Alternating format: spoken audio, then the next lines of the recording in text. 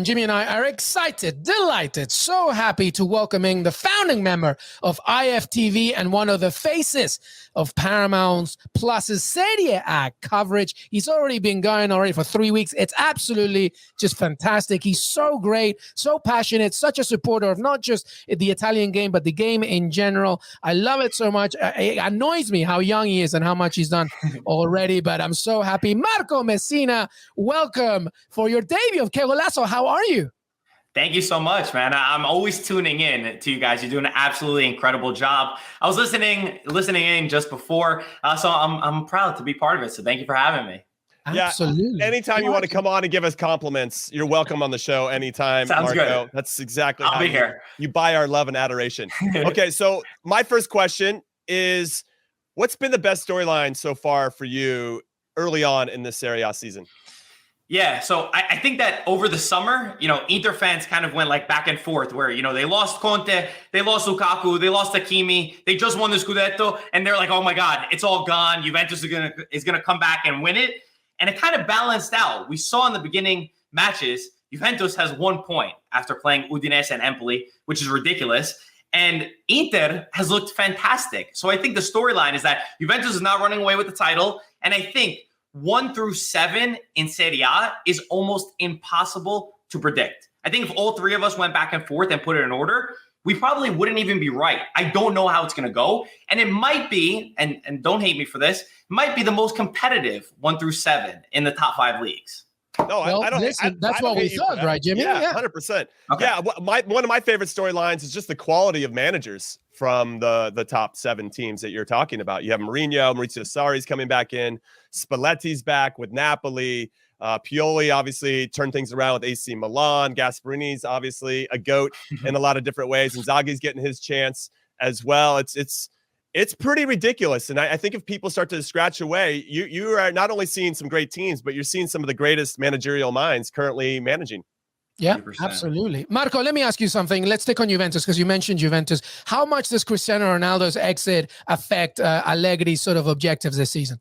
Massively. I mean, the guy scored 29 goals last season in the Serie A. I think he had 101 goals in 134 Juventus matches. And I know there's like a little bit of a debate between Juventus fans who some were like, oh, all right, Ronaldo was kind of like a problem for us. And then there was others like, how can Ronaldo be a problem for you? And we're starting to see, though, and unravel that Ronaldo was not the issue with Juventus not winning in last year's Scudetto and in Champions League, both ways, But you have to replace 30 goals in a team, and that's not easy at all. And I think those kind of game changers, we obviously saw him come on for Juventus in the first match where he scored the goal, he ripped his shirt off, and then VAR took it away. But does Juventus have that sort of player as we go deeper into the season who could, in 1 second, try to change a match? I don't know. Well, put some respect on Locatelli's name. You just signed him from Sassuolo. I mean, he's barely played yet. I know he hasn't, and I know that he's not going to score 30 goals. I'm just having some fun.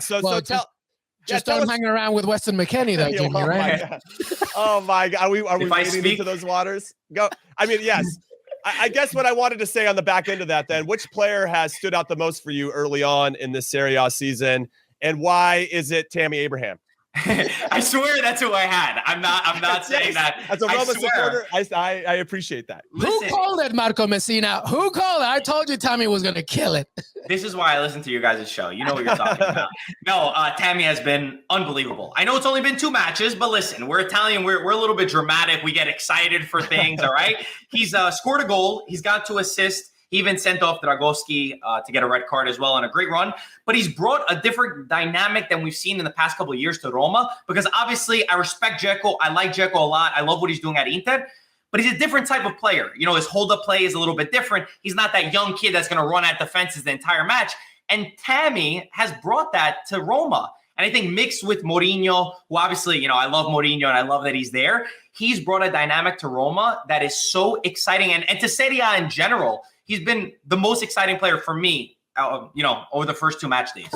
Well, listen, people forget. The thing is, Tammy, because of the way he looks, people think that he's just a hold-up player. He's good in the air. He's got tremendously quick feet. Yeah. And this turnaround, it's a very good addition for Serie A in general. What team has surprised you the most here, Marco, good or bad?